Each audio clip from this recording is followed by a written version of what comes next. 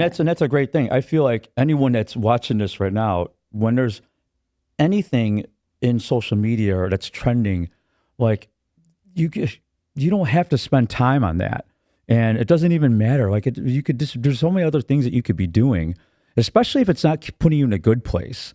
It's different if you're really, I guess, you feel good about it or it's productive. I don't know how it could be productive for you. Really diving into that and really just, I feel like people that have so many goals and responsibilities, like they don't even have time to look at that stuff. Yeah. And it's like, I guess a lot of people do that for entertainment, but I just would rather be doing things that are going to be productive and are going to help me rather than hurt me. That's just me. You know what? That's another topic to get off the hard stuff here. Yeah. Let's do it, please. Yeah. I'm just thinking like, okay, so you're on social media just like I'm on social media, and essentially it's become our jobs. Like sometimes it probably would be really good for us to be with somebody who's not on social media.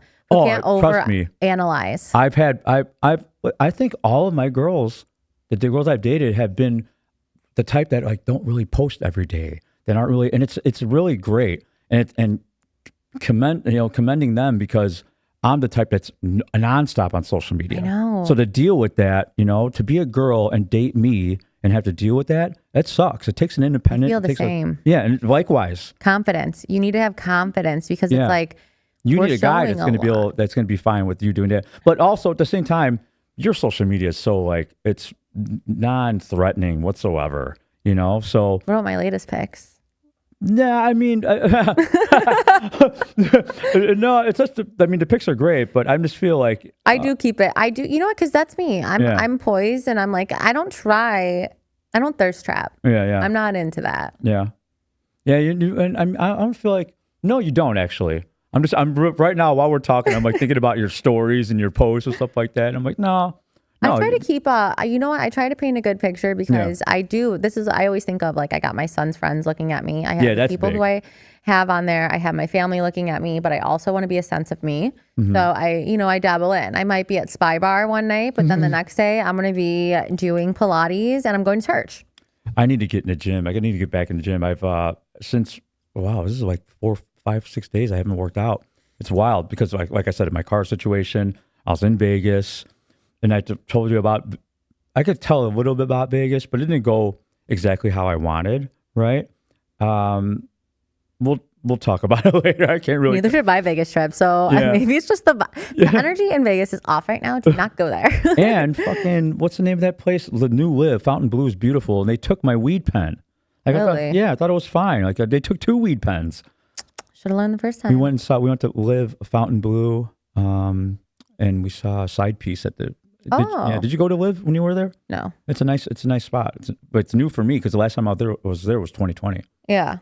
No, honestly, if I was going to go to Vegas, like my perfect Vegas trip would just be going to the Wynn, going to the pool, getting a green tea, not even drinking at this point. Maybe doing a little bit of gambling, but like the amenities there and the way the staff treat you, like I could do it like super chill. That's my preferred way. I don't really like getting crazy in Vegas because it gets off the rails. Did I tell you how I was banned from all Wynn properties when I lived there? No, so I don't think I'm still, but the summer that I lived there, it was the first time I ate edibles. Shout out Edible D, my ex-roommate. It was the first time I ate edibles, and we were on the way to the pool, to East Bank Club, the EBC party, East Bank Club, Encore Beach Club. That was so funny. I just said East Bank Club, Encore Beach Club. And on the way there, it was just funny. Like I just started feeling it, and I had never like gone out without drinking. Just did edibles, and I was feeling really great. We get up there to like go through security, and I guess the entire time I don't even remember this, but my roommates had asked like 3-4 times, like, remember if you guys have drugs, they check really hard there, like so make sure you hide them. And I was just fucked up, and I wasn't even listening. And we walk up and get searched.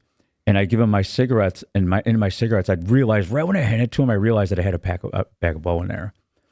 And as soon as he looked at it, I was like, I knew it right away. They pulled me aside, and over at the Wynn properties, they have facial recognition. So they took me in the back, took my picture. They're like, you can't come to any Wynn properties. He's like, you can't come in. He's like, your facial gets scanned, And I'm like, wow. So At least they didn't call the police. yeah, the entire summer. And I was a host out there though. It sucked. Like there was a really, it was a big thing for me. I think like halfway, like maybe like a year late. I didn't go the entire summer. And then I think a year later, I went back there with sunglasses and a hat and stuff, and nothing ever happened.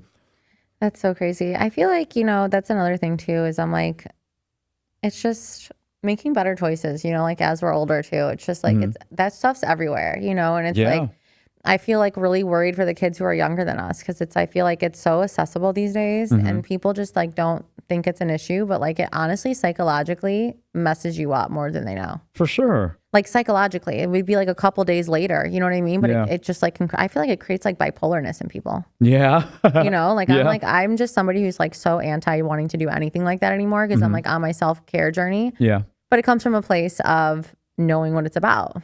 No, I love it because, I mean, when I met you, like you were an animal. I have the I was tiger, baby. too. I was too. I definitely was too. We grew up in Chicago, and like, Yeah. let's be real. Like, I had a fake ID at 17. Like, you know what I mean? Like, it's you grow up, and you're kind of a product of where you are. What's crazy for me is that so now I haven't really drank since 2023, but previously before that I had been drinking since 16. So and started doing drugs back then too. So for I think it's 27 years. 27 years I drank and did drugs consistently. You know, So- they say like the generation, like millennials. Are you millennial? Or even before? Yeah, that? Yeah, you're 81. a millennial. Yeah. Yeah, they say it's like the worst. Yeah. Like people are not doing it.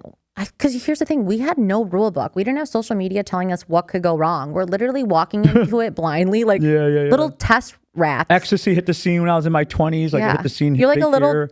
test rat, literally. That's what it was. And now everyone is so much smarter about it, for sure. But it's funny because like we are in the scene, and it's like the old G's. Like our personalities are so much different than the new people coming in. Oh, 100%. You know what I mean? It's Yeah. just like they'll never understand. It's crazy too. And I see, because at my party, there's a lot of, 21-year-olds and they look like kids. They look like little kids. We didn't act like kids back then. Yeah. We were trying to pretend we were way older, and we were. We were going wilder. I was just thinking, I just went to Tao. What's nice is that I pop into places and they usually take care of me. And it's just, I really can't stay in it that long unless I'm with people that I want to be with, Otherwise, I'm just like, it's really saying hi to a lot of people, just supporting, and I got to get out of there. I got to go someplace else. And now it's like I have to love the music that I'm hearing too. Did you go to what days did you go to Arc at all? No, You didn't go at all this year. no. Wow. That's where I met Yeah. Ricky. Yeah. And so he was there, and North Coast, honestly, like we did our thing. It was Yeah, really yeah. fun. Shout out North Coast. But that was kind of, I think, the week of like a blowout for me. And Mm-hmm. so I was just kind of like, girl, go home, red light therapy, Pilates. You want to feel good about yourself? Do some red light therapy, Pilates, get gua sha, have a matcha. You owe me a gua sha. I need one. You're going to get the whole I don't know work. what happened. What'd you see? You see this jawline? I was Just, like, I was getting I rid- was using it pretty consistently, but now I haven't. So It works.